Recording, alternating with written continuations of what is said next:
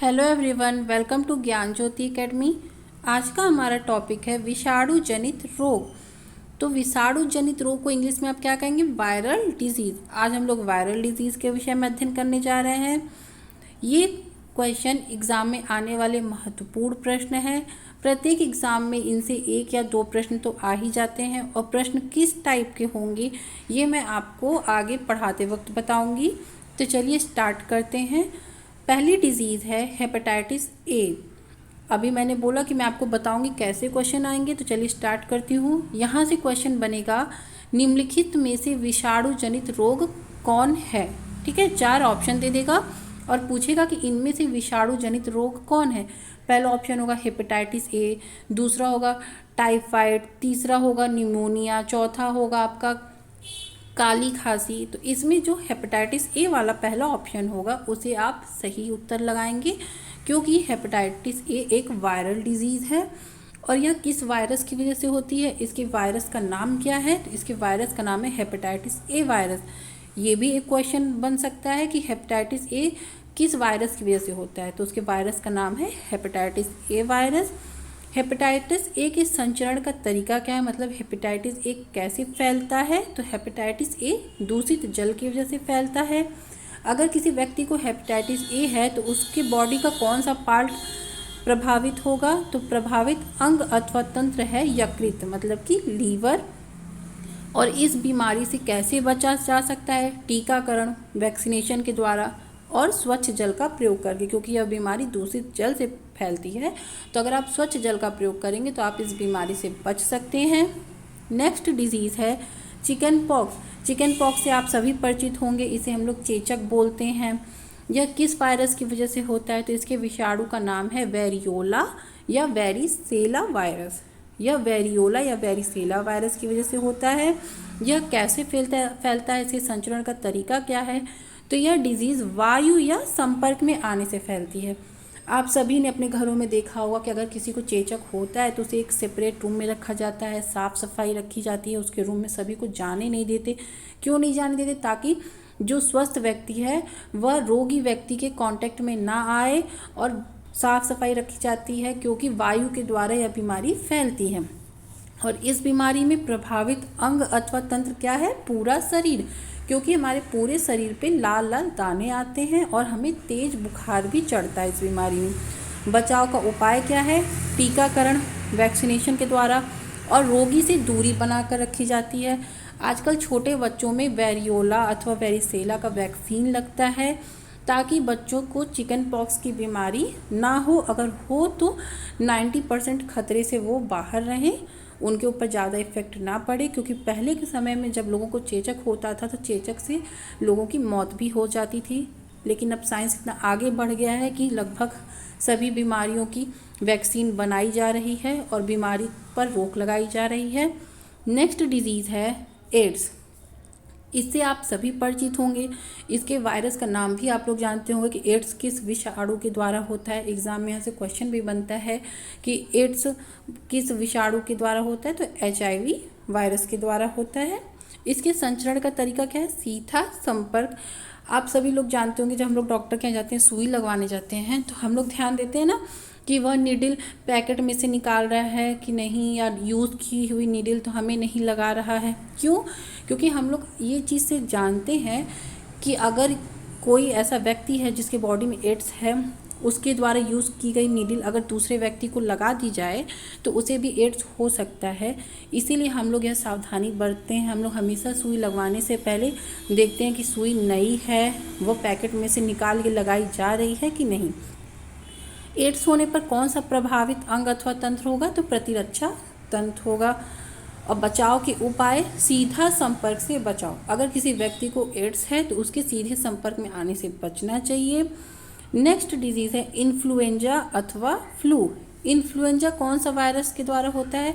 Influenza virus के द्वारा होता है। नाम देखिए मिल रहा है तो आसानी से आप, जैसे हेपेटाइटिस ए पूछेगा तो हेपेटाइटिस ए वायरस की वजह से होता है। इन्फ्लुएंजा वायरस की वजह से होता है। इन्फ्लुएंजा फैलता कैसे है? वायु के द्वारा फैलता है। और किस अंग या तंत्र को प्रभावित करता है? पूरे शरीर को प्रभावित करता है। आप कैसे बचेंगे इससे, इसके बचाव के उपाय क्या हैं? प्रतिजैविक। प्रतिजैविक का मतलब होता है एंटीबायोटिक के द्वारा इससे बचा जा सकता है।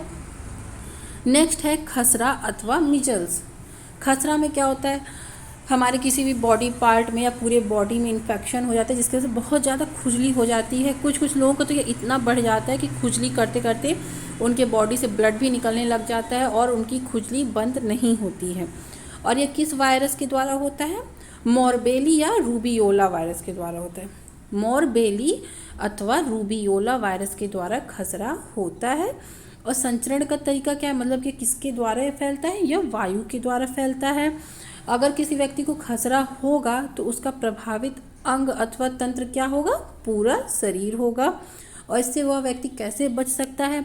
टीकाकरण मतलब कि वैक्सीनेशन के द्वारा, या जिस व्यक्ति को खसरा हुआ है उससे दूरी बनाकर भी बचा जा सकता है, क्योंकि यह फैलने वाली बीमारी है।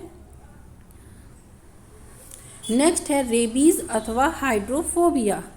रेबीज़ आप सभी जानते होंगे कि अगर हमें कुत्ता काट लेता है तो कौन सी बीमारी होती है? रेबीज़ होती है। हाँ, लेकिन नॉर्मल या हेल्दी कुत्ते के काटने से बीमारी नहीं होती है। मैं आपको बता दूं, पागल कुत्ते को, मतलब जिस कुत्ते में कोई प्रॉब्लम होती है उस कुत्ते के काटने से बीमारी होती है। तो रेबीज़ अथवा हाइड्रोफोबिया के विषाणु का क्या नाम है या किस विषाणु के द्वारा होता है? तो यह रेबीज वायरस के द्वारा होता है। देखिए नाम से क्लियर है ना, रेबीज किसके द्वारा होगा? रेबीज वायरस के द्वारा। दोनों नाम मिल रहे हैं। संचरण का तरीका मतलब ये फैलती कैसे है या ये बीमारी होती कैसे है? पागल कुत्ता या लोमड़ी के काटने पे। अगर आपको कोई पागल कुत्ता या लोमड़ी काट लेगी, लोमड़ी भी कैसी होगी? पागल होगी या उसको कोई बीमारी होगी, तब आपको ये बीमारी होने के चांसेस होते हैं। अगर पागल कुत्ते ने आपको काट लिया तो कौन सा बॉडी का अंग अथवा तंत्र प्रभावित होगा? तंत्रिका तंत्र होगा हम लोग का प्रभावित। और अब हम लोग बचेंगे कैसे? रेबीज रोधी टीका लगवाकर। जब हमारे बॉडी में रेबीज रोधी टीका दिया जाएगा तो इसके होने के चांसेस कम हो जाते हैं। नेक्स्ट है गलसुआ। गलसुआ से आप सभी परिचित होंगे। गलसुआ बीमारी जानवरों में भी होती है। अगर ह्यूमन में यह बीमारी होती है तो गाल सूज जाता है, इसलिए इसका नाम है गलसुआ और इसको इंग्लिश में बोलते हैं मम्स। और यह किस वायरस की वजह से होता है? ये मम्स वायरस की वजह से होता है। अगर आप गलसुआ का इंग्लिश नाम याद रखेंगे मम्स, तो आप इसका वायरस आसानी से पहचान लेंगे। और यह फैलता कैसे? लार से। लार क्या होता है? लार टपकता है ना हम लोग के मुंह से, लार जो भोजन के पाचन में महत्वपूर्ण भूमिका निभाता है। तो संचरण का तरीका है लार, यह लार से फैलता है। प्रभावित अंग अथवा तंत्र, लार ग्रंथि प्रभावित होती है। बचाव का उपाय प्रतिजैविक मतलब कि एंटीबायोटिक है। नेक्स्ट है डेंगू अथवा हड्डी तोड़ बुखार। डेंगू को हड्डी तोड़ बुखार क्यों कहते हैं? क्योंकि जिस व्यक्ति को डेंगू होता है उसके बॉडी में इतना पेन रहता है, जैसे लगता है उसकी हड्डियां दर्द हो रही हैं, हड्डी टूट रही हैं, इतना दर्द होता है जब बुखार चढ़ता है, इसलिए इसको हड्डी तोड़ बुखार भी कहते हैं। और यह कैसे फैलता है? यह एडीज इजिप्टी मच्छर के काटने से होता है। ठीक है, ईडीज इजिप्टी, ईडीज मच्छर के काटने से होता है यह। और यह मच्छर जब काटेगा आपको तो आपके बॉडी का कौन सा अंग या तंत्र प्रभावित होगा? सिर, आँख, पेशियाँ और जोड़। अभी मैंने बोला ना कि बॉडी में इतना दर्द होता है कि जैसे लगता है हड्डियाँ टूट रही हैं। तो जोड़ों में दर्द होगा, पेशियों में, आँख और सिर में दर्द होगा। और बचाव का उपाय है तरल पदार्थ, मतलब कि लिक्विड चीज़ें लेने से इससे बचा जाता है। नेक्स्ट रोग है पोलियो। पोलियो से आप सभी परिचित होंगे। विषाणु का नाम है इसके पोलियो वायरस। संचरण का तरीका भोजन, जल और वायु से यह फैलता है। और प्रभावित अंग अथवा तंत्र क्या होगा? रीढ़ की हड्डी और आंत, इससे प्रभावित होता है। बचाव का उपाय क्या है? पोलियो टीका। पोलियो के टीके लगने से इससे बचा जा सकता है। नेक्स्ट डिजीज़ है चिकनगुनिया। चिकनगुनिया कैसे होता है? ईडीज मच्छर के काटने से होता है। और जो मच्छर काटता है हेल्दी मैन को तो उसका कौन सा बॉडी पार्ट प्रभावित होगा? हाथ, पाँव और जोड़। जब यह चिकनगुनिया होगा तो आपके हाथ, पाँव और जोड़ों में बहुत ज़्यादा दर्द होगा। और किस मच्छर के काटने से होगा? ईडीज मच्छर के काटने से होता है। और आपको यहाँ पे ये ध्यान देना कि चिकनगुनिया एक वायरल डिजीज़ है।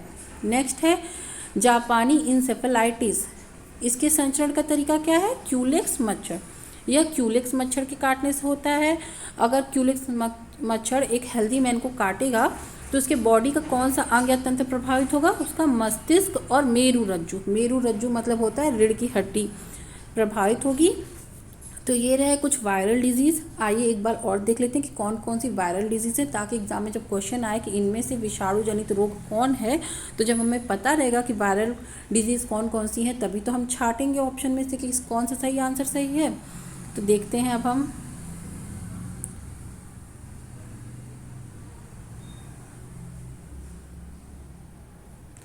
पहला है हेपेटाइटिस ए, नेक्स्ट है चिकन पॉक्स, फिर है एड्स, फिर है इन्फ्लुएंजा या फ्लू इसको बोलते हैं, फिर है खसरा या मीजल्स, फिर है रेबीज़ या हाइड्रोफोबिया, फिर नेक्स्ट है गलसुआ या मम्स, फिर नेक्स्ट है डेंगू या हड्डी तोड़ बुखार, फिर नेक्स्ट है नेक्स्ट है पोलियो, फिर है चिकनगुनिया और लास्ट है जापानी इंसेफेलाइटिस। तो ये इम्पॉर्टेंट क्वेश्चनों की कुछ श्रृंखला रही आपके सामने, इसे आप लोग ध्यान से पढ़िए। यहाँ से एक क्वेश्चन कंफर्म एग्जाम में आना, तो पढ़ते रहिए और साथ बने रहिए। धन्यवाद।